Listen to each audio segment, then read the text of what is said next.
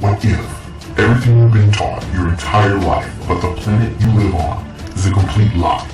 The powers that are in control are backed by evil, and they will stop at nothing to remove the possibility of a creator or God.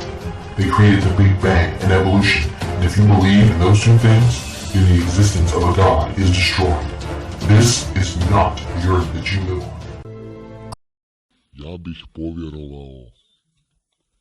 bih povjerovao u globus ako postoje stvarne fotografije. Ja bih povjerovao u globus ako bi neko izmjerio krivinu. Ja bih povjerovao u globus ako bi mi neko pokazao kako se to voda može zakriviti i održati na lopti. Ja bih povjerovao u vrteći, šibajući globus ako je otkrivena kretnja ili pokret, a sazvježdja se promijenila. Ja bih povjerovao u globus ako zvijezde ne bi kružile savršeno iznad nas. Ja bih povjerovao u globus i satelite ako ne bi bilo 2000 stepeni Celzijusa tamo gdje se oni navodno nalaze, zajedno sa internacionalnom svemirskom stanicom. Ja bih povjerovao u globus ako ne bi postojali žiroskopi u avionima. Ja bih povjerovao u globus ako bi Coriolisov efekat zapravo funkcionisao, ali sam gledao različite pojave u istoj hemisferi.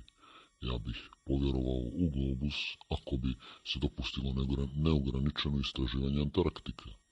Ja bih povjerovao u globus da su Amerikanci zaista bili sa onom kantom za smeće na mjesecu.